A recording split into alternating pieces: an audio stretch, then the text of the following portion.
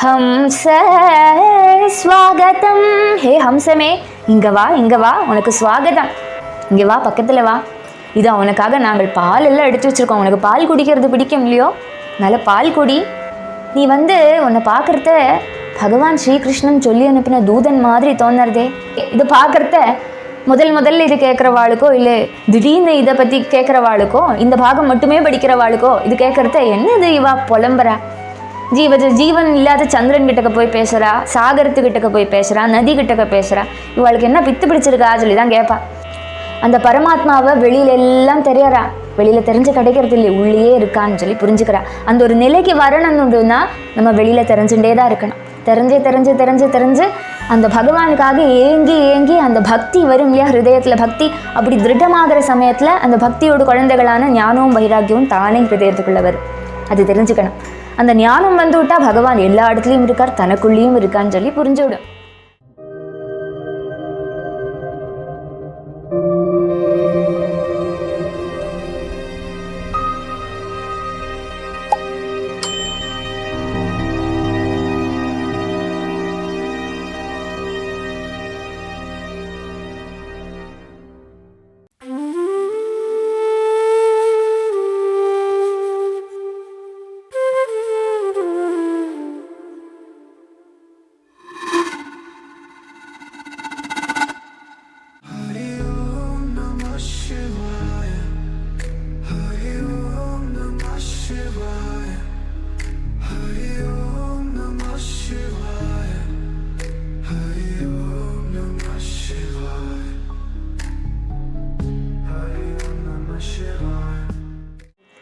संसारसागरे मग्नं दीनं मां करुणानिधे कर्मग्राहगृहीताङ्गं मामुद्धर भवार्णवात् श्रीमद्भागवताख्योऽयं प्रत्यक्षकृष्ण एव हि स्वीकृतोऽसि मया नाथा मुक्त्यर्थं भवसागरे मनोरथो मदीयोऽयं सफलः सर्वदा त्वया निर्विघ्नेनैव कर्तव्यः दासोऽहं तव केशव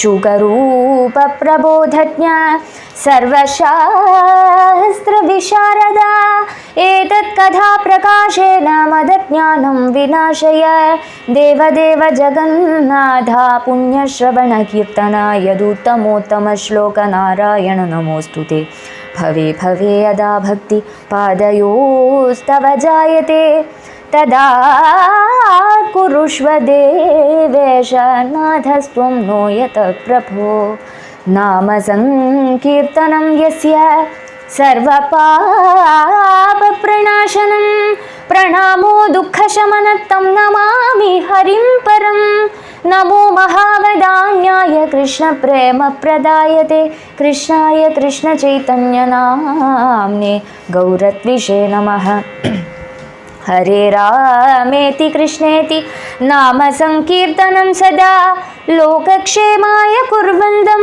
प्रेमिकं सद्गुरुं भजे हरे राम राम राम हरे हरे हरे कृष्ण कृष्ण कृष्ण हरे हरे गोपिका जीवनस्मरणं गोविन्द गोविन्द पूर्वத்தில் பகவானோட மகிஷிமாரான கிருஷ்ண பத்னிகள் பகவான் கூட ஜலக்கிரீடை பண்ணுற அந்த பாகம் பார்த்தோம். பகவான் கூட ஆடியோடி விளையாடி ஜலத்தை பீச்சாங்குழலால் பகவான் மேலே பீச்சி பகவானும் திருப்பி அவன் மேலே ஜலக்கிரீடை பண்ண அப்படி ஜலத்தை வர்ஷிக்க சந்தோஷமாக அவள் விளையாடின்னு இருந்தா. அதுக்கப்புறம் அந்த நாள் ராத்திரி பகவான் திரும்பி வந்து தங்களை சந்தோஷப்படுத்துவான்னு சொல்லி காத்துன்னு இருந்தா தேவிமார் எல்லாருமே. ஆனால் பகவான் வர வைகி விட்டார். அவளே பகவான் பக்கத்தில் தான் இருக்கார், ராஜ்ரீகமான காரியம் பார்த்துன்னு தான் இருப்பார். அவர் என்னாலும் வரத்தான் போகிறார். ஆனால் அவர் தங்களை விட்டு போய்விட்டார், தங்களை விட்டு இருக்கார் சொல்கிற அந்த விப்ரலம்ப பாவம் தேவிமாருக்கு மனசில் தோணுறது. அதனாலே பகவான் தங்களை விட்டு போய்விட்டார், தங்களும் விரகத்தில் இருக்கிற மாதிரி அவ நினச்சிக்கிறா. இந்த ஒரு பாவபூர்ணமான பக்தியாலேயே கிருஷ்ண விரகத்தாலே அவள் சுற்றி வர இருக்கிற இந்த பிரகிருதியை பார்க்குறத எல்லாமே அவள் கூட சேர்ந்து அழற மாதிரி தோணுறது, கிருஷ்ணனுக்காக ஏங்குற மாதிரி தோணுறது. அதில் முதல்ல குரரி பக்ஷியை பார்த்து பேசினா, நீயும் அழறியோ கிருஷ்ண விரகத்தால் அழறியோ சொல்லி கேட்குறா. அதுக்கப்புறம் சக்கரவாக்க பக்ஷி கிட்ட கேட்குறா. இது ரெண்டோடையும் சப்தத்தோட அழற சமுத்திரத்துக்கிட்ட கேட்குறா. சமுத்திரத்துலேருந்து உதிச்சு வர சந்திரன் கிட்ட பேசுகிறா.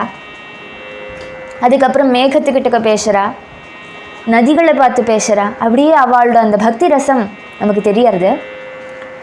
அப்படியே அவள் ஓரோரோ பிரகிருதியில் இருக்கிற ஓரோரோ வஸ்துக்கள்கிட்டையும் ஜீவஜாலங்கள்கிட்டையும் கிருஷ்ணன் எங்க கிருஷ்ணன் வருவாரா, நீங்களும் கிருஷ்ண விரகத்தால் அழறேளோ, நமக்கு எல்லாருக்குமா அழலாம் சொல்லிட்டு அவள் அந்த பக்தி ரசம் அதில் ரொம்ப ஸ்பஷ்டமாக தெரியறது. ரொம்ப ரசமாக இருந்தது. நேற்றுக்கு பாகவதத்தோட அழகான கவிதா சைலியும் நம்ம பார்த்தோம். அதுக்கப்புறம் அதனோட கண்டினியூஷனில் இருக்கும். 23வது ஸ்லோகம் வரை நேற்றுக்கு பார்த்தோம். 24வது ஸ்லோகத்துலேருந்து இன்றைக்கி ஆரம்பிக்கிறோம். ஹம்ச ஸ்வாகதமாஸ்யதாம் பிபபயோ ப்ரூஹ்யங்கஷௌரே கதாம் தூதம் த்வாம் நுவிதாம கச்சிதஜித ஸ்வஸ்த்யாஸ்த உக்தம் புரா கிம் வா நச்சல சௌஹ்ருத ஸ்மரதி தம் கஸ்மாத் பஜாமோ வயம் க்ஷௌத்ராலாபய காமதம் ஸ்ரீயம்ரிதி சைவைகனிஷ்டாம் ஸ்திரியாம் ஹம்ச ஸ்வாகதமாஸ்யதாம் பிபபயோ ப்ரூஹ்யங்கஷௌரே கதாம் ஹம்ச. அந்த நதிகளை பற்றி பேசினாலே, நதிகளெல்லாம் சோஷிச்சு போயிருக்கே. நதிகளை பார்க்குறத சமுத்திரத்தோடு பத்னி அல்லவோ நதிகள். அப்போ சமுத்திரத்தோடு கருணாகடாட்சமான அந்த மேகம் பொங்கி அதுக்கு மேலே வர்ஷிக்காதனால வேனல் காலமான காரணம் நதிகளெல்லாம் சோஷிச்சு போய் ரொம்ப கம்மியாக ஒழுகிண்டு வருது. ஜலமெல்லாம் ரொம்ப கம்மியாக இருக்குது. மடுக்கள் எல்லாம் அப்படியே தாழ்ந்து போயிருக்கு. சரோவரத்தில் இருக்கிற அந்த குமுதங்கள் அதே மாதிரி தாமரைகளொன்னும் பெருசாக விகசிச்சுட்டு இல்லை. அப்போ அதனோட முகமெல்லாம் வாடி இருக்கு. சமுத்திரமாகிற தன்னோட நாதன் தன்னை பார்க்காதனால, தன்னை கவனிக்காதனால அந்த பத்னிகளான நதிகள்லாம் வாடி இருக்கு சொல்லி அவா சொன்னா இல்லையா. அது மாதிரி தான் நம்மளும் இருக்கோம். நம்மளோட நாதனான கம்பீர புருஷனான பகவான் ஸ்ரீகிருஷ்ணன் சமுத்திர சகித்தனா இருக்கிற, சமுத்திரம் மாதிரி இருக்கக்கூடிய அவர் நம்மளை கவனிக்காக்கி இருக்கிறனால நம்ம சோஷிச்சு போயிருக்கோம். நம்ம கதி தான் அந்த நதிகளுக்கும் சொல்லி தேவிமார் சொன்னாலே. அப்படியே நதிகளை பார்த்து இப்படி பேசின்னு இருக்கிறத அந்த நதியில் கொஞ்சம் ஹம்ச பட்சிகளெல்லாம் அப்படியே சாடி கழிக்கிறது. அதில் அப்படியே நீச்சல் அடித்து கழிக்கிறது. அதை பார்க்குறா. அதில் ஒரு ஹம்சம் இவாளோட பக்கத்தில் வர்றா. அப்படியே பக்கத்தில் வர அந்த ஹம்சத்தை பார்த்து தேவிமார் சொல்லுறா, ஹம்ச ஸ்வாகதம். ஹே ஹம்சமே, இங்கே வா, உனக்கு ஸ்வாகதம். ஆஸ்யதாம் பயஹ பிப அங்க ஷௌரே கதாம் ப்ரூஹி.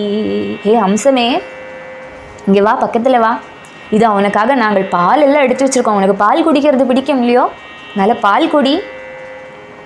நீ உன்னை பார்க்குறத பகவான் ஸ்ரீகிருஷ்ணன் சொல்லி அனுப்பின தூதன் மாதிரி தோணுறதே.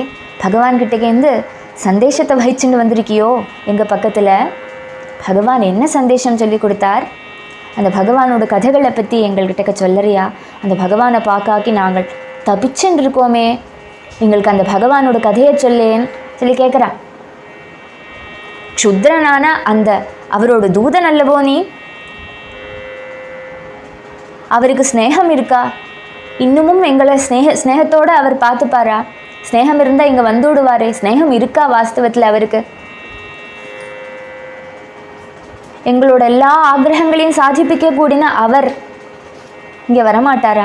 அவரை தயவு செய்து அங்கேருந்து கூட்டிகிட்டு வந்து விடேன். நீ அவர்கிட்டேருந்து தானே வந்திருக்காய், திரும்பி போய் அவரை கூட்டிகிட்டு வந்து எங்கள் கூட சேர்த்தி வையேன் சொல்லி கேட்குறா. எங்களையெல்லாம் வஞ்சிச்சுண்டு அவர் ஸ்ரீதேவியை எடுத்துகிட்டு போயிட்டாரோ? ஸ்ரீதேவி தானே அவருக்கு ரொம்ப பிடிச்ச தேவி. பக்ஷஸ்தலத்திலேயே ஒரு உட்காந்துட்டுருக்கா, அபேத விக்கிரகமாக இருக்கா இல்லையா. அப்போ ஸ்ரீதேவி ஸ்ரீயம் ஏகாந்த வல்லபன் எல்லாம் சொல்கிறாளே பகவானை. ஸ்ரீதேவியை மட்டுமே தன் கூட வச்சுட்டு இருப்பாரே. அந்த ஸ்ரீதேவி மட்டும் போருமா அவருக்கு?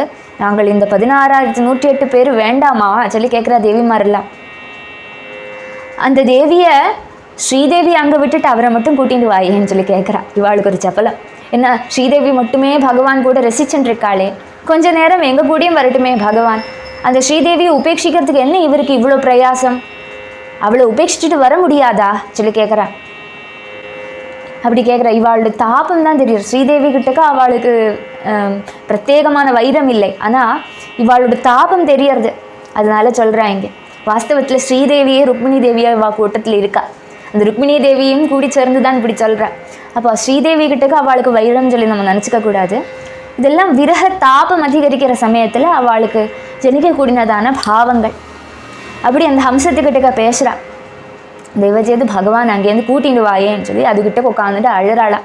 இப்படி பகுவிதமான வஸ்துக்கள் ஜீவஜாலங்கள் சுற்றி வர என்னென்ன தெரியாதோ அதுக்கிட்டக்கு எல்லாம் கிருஷ்ணனை கூட்டிட்டு வா, கிருஷ்ண விரகத்தில் தப்பிக்கிறையோ, பகவான் ஸ்ரீகிருஷ்ணனை நீ பார்த்தையோ, அப்படி பேசி பேசி அழுறாளாம் கிருஷ்ண பத்னிகளான இந்த தேவிமார் எல்லாருமே. அதுக்கப்புறம் என்ன சம்பவிக்கிறது, இப்படி இருக்கிற இவாளோட நிலை இது பார்க்குறத முதல்ல இது கேட்குறவாளுக்கோ இல்லை திடீர்னு இதை பற்றி கேட்குறவாளுக்கோ, இந்த பாகம் மட்டுமே படிக்கிறவாளுக்கோ இது கேட்குறத என்னது இவா புலம்புறா, ஜீவன் இல்லாத சந்திரன் கிட்டக்க போய் பேசுகிறா, சாகரத்துக்கிட்டக்க போய் பேசுகிறா, நதி கிட்டக்க பேசுகிறா, இவாளுக்கு என்ன பித்து பிடிச்சிருக்கா சொல்லி தான் கேட்பா. ஆனால் வெளியிலேருந்து பார்க்குறவாளுக்கு தான் இப்படி தோணும். வாஸ்தவத்தில் இதில் பக்தி ரசம் ஊறி இருக்குது, இதுக்குள்ள எல்லாம் தத்துவங்கள் இருக்குது. அந்த பரமாத்மாவை வெளியிலெல்லாம் தெரியறா, வெளியில் தெரிஞ்சு கிடைக்கிறது இல்லை, உள்ளே இருக்கான்னு சொல்லி புரிஞ்சுக்கிறா. அந்த ஒரு நிலைக்கு வரணும்னா நம்ம வெளியில் தெரிஞ்சுட்டே தான் இருக்கணும். தெரிஞ்சு அந்த பகவானுக்காக ஏங்கி அந்த பக்தி வரும் இல்லையா, ஹிருதயத்தில் பக்தி அப்படி திருடமாகிற சமயத்தில் அந்த பக்தியோட குழந்தைகளான ஞானமும் வைராக்கியமும் தானே ஹிருதயத்துக்குள்ளே வரும். அது தெரிஞ்சுக்கணும். அந்த ஞானம் வந்து விட்டால் பகவான் எல்லா இடத்துலையும் இருக்கார், தனக்குள்ளேயும் இருக்கான்னு சொல்லி புரிஞ்சுவிடும். அந்த ஒரு நிலைக்கு கொண்டு போகிறதுக்கு தான் இந்த பக்தி விஷயமான கீதங்கள் எல்லாம் பாகவதம் நமக்கு காட்டி தருது. அப்படி யோக பலங்களை எல்லாம் தானம் பண்ணக்கூடிய ஈஸ்வரனான பகவான், அந்த பகவானை அவா இப்படி காமிச்சிச்சுண்டு அழுதுன்ட்ருக்கா. இதீதृशेन भावेन कृष्णे योगेश्वरेश्वरे क्रियमाणेन माधव्यो लेभिरे परमां गतिम्. இதீதृशेन भावेन இந்த பிரகாரம் பரம பிரேமத்தோட பகவானை அப்படியே நினச்சிண்டு அனவர்தம் பகவானுக்காக ஏங்கிண்டு கிருஷ்ண பத்னிகளான தேவிமார் எல்லாருமே பகவானை காமிச்சிச்சுண்டு பகவானை பற்றியே கதறி அழறாளாம். யோக பலங்களை தானம் பண்ணக்கூடிய ஈஸ்வரன்மாரான பிரம்மாதி தேவாளுக்கும் நியந்தாவான பகவான் ஸ்ரீகிருஷ்ணன், அந்த பகவான் ஸ்ரீகிருஷ்ணன் கிட்டக இந்த ஒரு திருடமான அனுராகத்தை அவா வச்சனாலேயே மாதவ பத்னிகளான அவளோட கடைசி காலத்தில் பரமகதியை பிராபிச்சா. இப்போ கடைசி காலம் ஆயிட்டில்லே, ஆனால் இந்த ஒரு திருடமான அனுராகம் அவளுக்கு பகவான்லேயே இருக்குது சொல்லி காட்டுறதுக்கு தான் இந்த கீதம். அப்படி ஒரு திருடமான அனுராகம் பிரம்மாதி தேவதைகளுக்கும் இல்லாததான அந்த ஒரு அனுராகம் இவாளுக்கு இருக்குது. அந்த ஒரு கிருஷ்ண பிரேமை இருக்குது தேவிமாருக்கு. அதனாலேயே அவள் பரமகதி பிராபிச்சா. ஸ்ருதமாத்ரோபி ஸ்திரீணாம் பிரசஹ்யாகர்ஷதே மனஹ உருகாயோருகீதோ வா பஷ்யந்தீனாம் குதः புனः ஸ்ருதமாத்ரோபி ஸ்திரீணாம் பிரசஹ்யாகர்ஷதே மனஹ உருகாயஹ. அந்த ஸ்திரீகளுக்கு பரமகதி கிடைச்சதில் ஆச்சரியம் இல்லை. அவள் பகவான் அடைஞ்சு விடுறா அந்திம காலத்தில். அது கிடைச்சதில் ஆச்சரியம் இல்லை சொல்கிறார் இங்கே சுகபிரம்ம ரிஷி. அது காரணம் என்னன்னா, பகவானோட கீர்த்தனங்களை பாட்டுகளை எல்லாம் பாடுறோமே நம்மள். பகவானோட காலகட்டம் எப்பொழுதோ பாஸ்டில் 5000 வருஷத்துக்கு முன்னாடி பகவான் துவாரகாதீஷனா பூமியில் இருந்தார். அதுக்கப்புறம் ஸ்வர்காரோகணம் ஆயிடுத்து. 5000 வருஷத்துக்கு அப்புறம் கலியுகத்தில் நம்ம இருக்கோம்.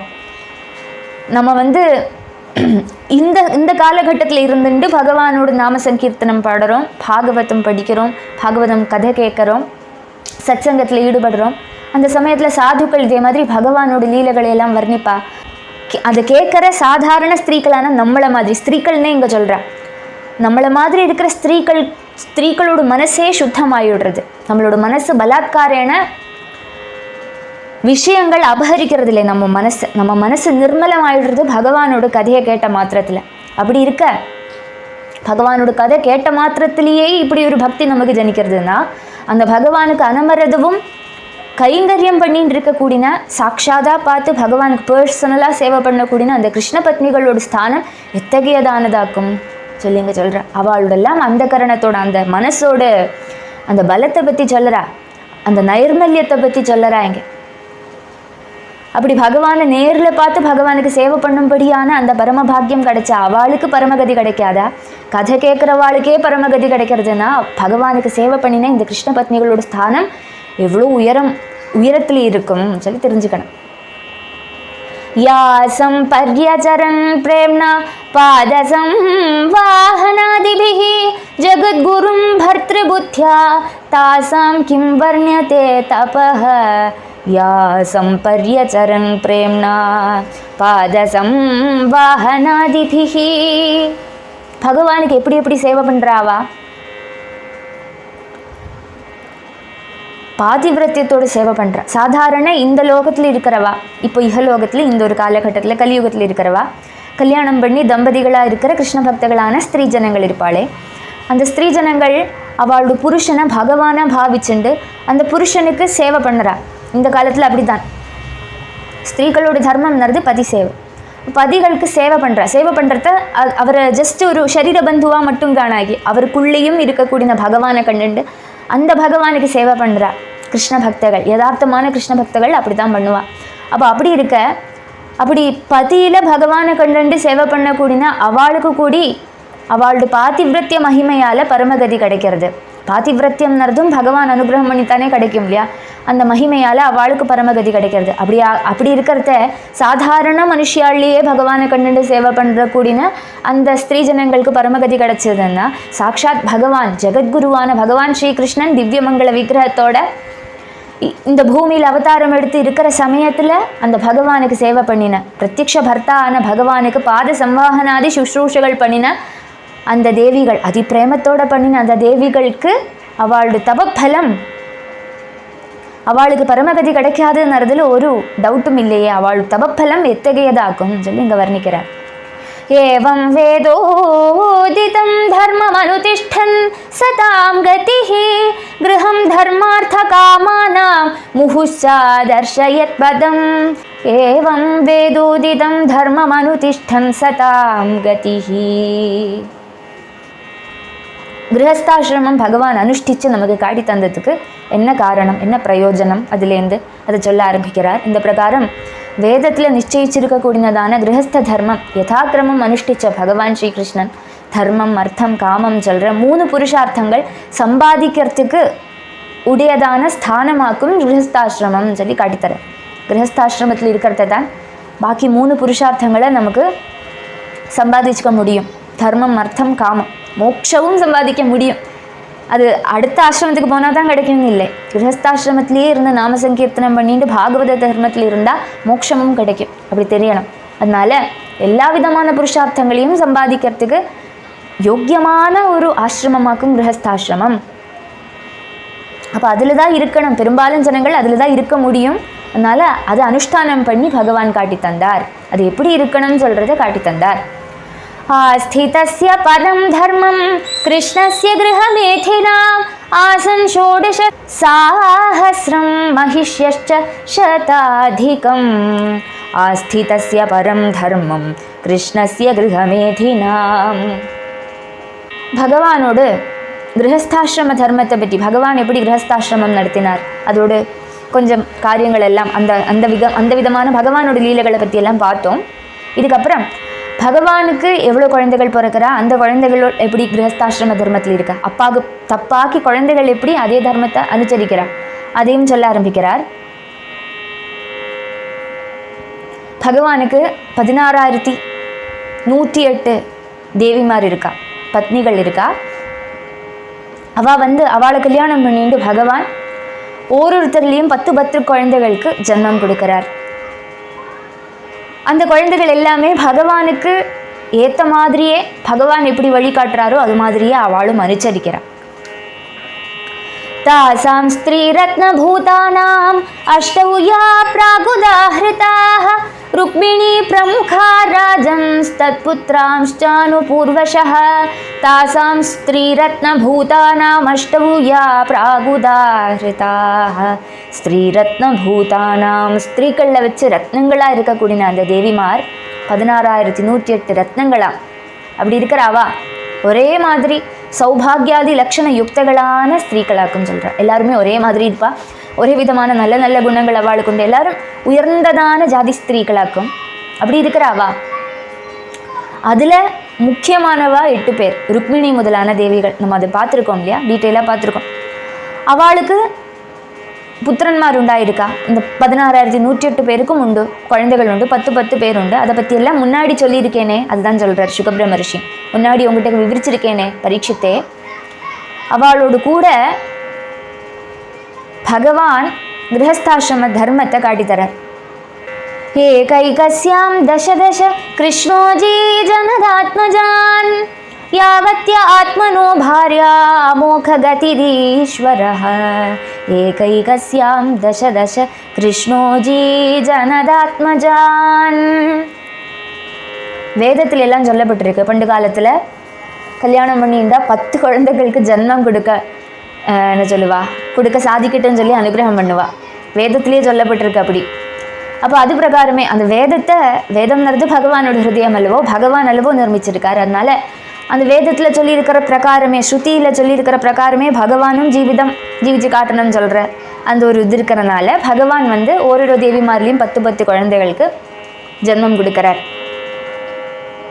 வேதத்தில் சொல்லப்பட்டிருக்கு, ஸ்திரீ புருஷ சம்யோக சுகம்ன்றது சந்தான பிராப்திக்கு ஆய்கொண்டு மட்டும்தான் உபயோகிக்கக்கூடும். அல்லாகி ப்ளஷருக்காக அது உபயோகிக்கக்கூடாது. அது ரொம்ப கௌரவமானதாகும். அது பூலோகத்தில் மேற்கொண்டு நல்ல பிரஜைகள் ஆகணும், குழந்தைகள் நல்ல நல்ல குழந்தைகள் பிறக்கணும், நல்ல வம்சத்தில் பிறக்கணும். அதனால தான் அப்படி ஒரு சிருஷ்டி விசேஷம் பகவான் ரசிச்சிருக்கார் இல்லையா. அதனால் அது ரொம்ப இம்பார்ட்டண்ட் ஆகும். அதை சொல்கிறான் இங்கே. அப்போது ப்ளஷருக்காக அந்த ஒரு இதை உபயோகிக்கக்கூடாது. கல்யாணம் ஆகிறது கூடி இருக்கிறதுனாலே கர்ப்பாதாரணத்துக்காக சத்பிரஜையை பூலோகத்துக்கு கொண்டு வரத்துக்காக. அப்போ அதை காட்டி இந்த பகவான் 16,108 பாரியமார் கூட இருந்த 1,61,80 குழந்தைகளை ஜனிப்பிக்கிறார். இவ்வளோ குழந்தைகள். இந்த குழந்தைகளுக்கும் 10 குழந்தைகள், அப்பாவை அனுசரிக்கிறதுனால 10 குழந்தைகள் பிறக்கிறது. அந்த குழந்தைகளுக்கும் 10 குழந்தைகள் பிறக்கிறது. அப்படி பகவானோட வம்சத்துக்கு ஒரு பரிதியே நமக்கு கண்டுபிடிக்க முடியாது. அவ்வளோ பெருசு கிருஷ்ண குடும்பம். இது பகவான் ஒருத்தர் மட்டும்தான். அதே மாதிரி பலராமனுக்கு உண்டு. அப்படி அவளோட யாதவ சமூகம்னாலே ரொம்ப பெரிய ஒரு சங்கை, அவளோட பாப்புலேஷன் வருது. அப்படி இது இது ஆலோசனை பண்ணுற சமயத்திலேயே நமக்கு தெரியணும், இது சாதாரண ஒரு மனுஷனுக்கு சாதிக்கக்கூடியதல்ல. 16,108 பேரை கல்யாணம் பண்ணிட்டு இவ்வளோ குழந்தைகளுக்கு ஜன்மம் கொடுக்கறதுன்றது சாதாரண ஒரு புருஷனுக்கு முடியாது.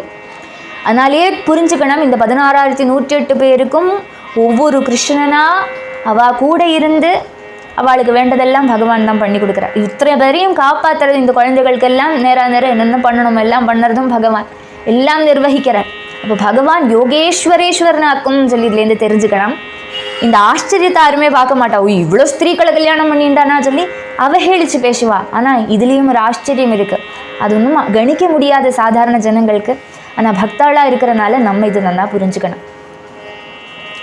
தேஷாமுத்தாம வீர்யாணாம் 18 மகாரதாः ஆசன்னுதார யசஸஸ்தேஷாம் நாமானி மே ஷ்ருணு. தேஷாமுத்தாம வீர்யாணாம் 18 மகாரதாः.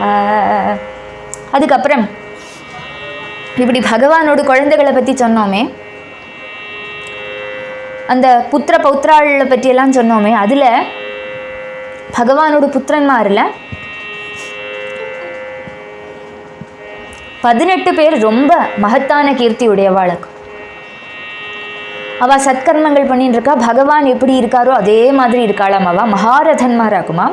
அந்த 18 முக்கியமான புத்திரன்மாரோட பேரை சொல்கிறேன், கேட்டுக்கோ பரீட்சித்தே சொல்லி சுகபிரம்ம ரிஷி சொல்கிறார். பிரத்யும்னश्च அனிருத்தश्च दीप्तिमान् भानुरेव च साम्बो मधुर्बृहत् भानुश्चित्रभानुर्वृकोरुणः पुष्करो वेदबाहुश्च श्रुतदेवः सुनन्दनः चित्रभानुर्विरूपश्च कविर्न्यग्रोथ एव च प्रद्युम्नश्च अनिरुद्धश्च दीप्तिमान् भानुरेव च. பகவானோட முக்கியமான புத்திரன்மாரோட பேர் பிரத்யும்னன், அனிருத்தன். புத்திரன் பௌத்திரன் 2 பேரும் இருக்கா. குழந்தையோட குழந்தை அந்த எல்லாருமே சேர்த்திட்டாக்குன்னு சொல்கிறா. அதில் 18 பேர் ரொம்ப முக்கியம். அவளோட பேர் சொல்கிறா. பிரத்யும்னன், அனிருத்தன், தீப்திமான், பானு, சாம்பன், மது, பிருஹத்பானு, சித்திரபானு, விருக்கன், அருணன், புஷ்கரன், வேதபாகு, ஸ்ருததேவன், சுனந்தன், சித்திரபானு, விரூபன், கவி, ஞக்ரோதன் சொல்கிற 18 மகாரதன்மார்.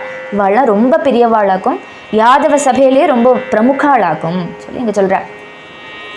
एतेषामपि राजेन्द्र तनुजानां मधुद्विषः प्रद्युम्न आसीत् प्रथमः पितृवद् रुक्मिणीसुतः.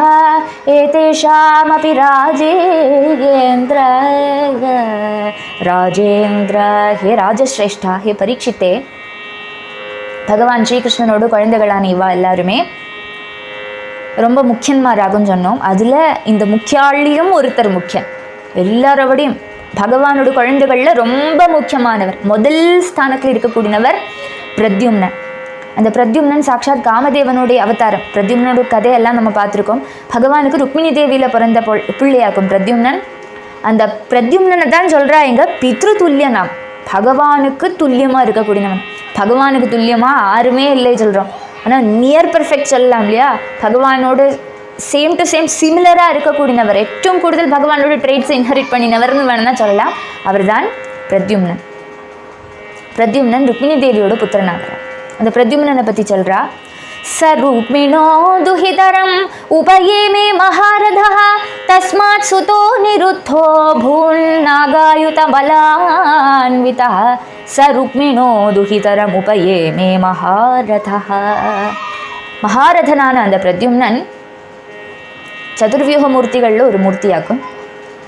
வாசுதேவன், சங்கர்ஷனன், பிரத்யும்னன், அனிருத்தன் சொல்கிறது 4 வியூக மூர்த்திகள். அதில் 3ஆவது பிரத்யும்னன். அந்த பிரத்யும்னன் ருக்மிணி தேவியோட அண்ணான ருக்மி, அந்த ருக்மியோட புத்திரி, அந்த புத்திரியை கல்யாணம் பண்ணிக்கிறார். அவளில் பிரத்யும்னனுக்கு அனிருத்தன் சொல்கிற புத்திரன் ஜனிக்கிறான். ருக்மவதியும் பிரத்யும்னனும் கல்யாணம் பண்ணிட்டு அனிருத்தன் ஜனிக்கிறான். அந்த அனிருத்தனை பற்றி சொல்கிறா. அனிருத்தனும் ஒரு வியூகமூர்த்தி. அந்த அனிருத்தன் வந்து நாகாயுத பலான்விதः, ஆயுதம் ஆனைகளோட பலம் உண்டாம் அனிருத்தனுக்கு. 1000 யானைகளோட பலம் ஒரு அனிருத்தனுக்கு இருக்கா.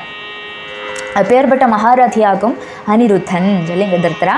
சச்சாபி ருக்மிண பௌத்ரீம் தௌஹித்ரோ ஜகிருஹே ததः வஜ்ரஸ்தஸ்யா பவத்யஸ்து மௌசலாத் அவசேஷிதः. சச்சாபி ருக்மிண பௌத்ரீம் தௌஹித்ரோ ஜகிருஹே ததः. அதுக்கப்புறம் ருக்மியோடு புத்திரனான அனிருத்தன், பிரத்யும்னனோட புத்திரனான அனிருத்தன் ருக்மியோடு பௌத்ரியை கல்யாணம் பண்ணிக்கிறானாம். அப்படி கல்யாணம் பண்ணிட்டு அனிருத்தனுக்கு ஒரு புத்திரன் ஜனிக்கிறான்.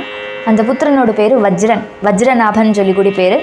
அந்த வஜ்ரன் சொல்கிற அந்த மகாராஜா தான் முசலத்துக்கு அப்புறம், அதாவது பகவானோட குலத்துக்கு ஒரு சாபம் கிடைக்கும். அந்த கதை பார்க்க போகிறோம் நம்ம.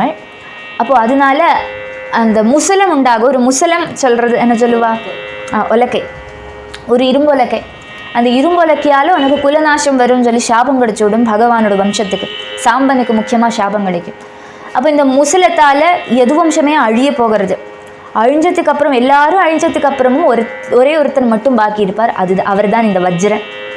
இந்த வஜ்ரன் மட்டும் அவசேஷிப்பார். இந்த வஜ்ரன் தான் பின்ன விருந்தாவனத்தில் இருக்கிற முக்கியமான கோவில்களை எல்லாம் நிர்மாணம் பண்ணுவார். பகவானோட அழகான மூர்த்திகள், ராதா கோவிந்த்ஜி, ராதா கோபிநாத்ஜி, அப்படி 3 மூர்த்திகள், அந்த 3 மூர்த்திகளை நிர்மாணம் பண்ணுவார். அந்த பாகமெல்லாம் வரப்போகிறது. அப்போ அந்த வஜ்ரன் சொல்கிறவர், அவர் தான் நமக்கு பகவானை இந்த கலியில் இருக்கிற ஜனங்களுக்கெல்லாம் பகவானை பற்றி நிறைய சொல்லியிருக்கார். அவர் நிர்மித்த க்ஷேத்திரங்கள் தான் இப்பவும் இருக்குது. அப்படி இருக்கிற அந்த வஜ்ரன் சொல்கிற அவர் அனிருத்தனுக்கு பிறக்கிறார். அதோடு இங்கே நிறுத்திக்கலாம். இதுக்கப்புறம் என்ன சம்பவிக்கிறது, இதுக்கப்புறம் பகவானோட குலத்தில் யார் பிறக்கிறா, அந்த பாகங்கள் நாளைக்கு பார்க்கலாம். ராதே கிருஷ்ணன். கோபிகா ஜீவனஸ்மரணம் கோவிந்தா கோவிந்தா. ராதே கிருஷ்ணா.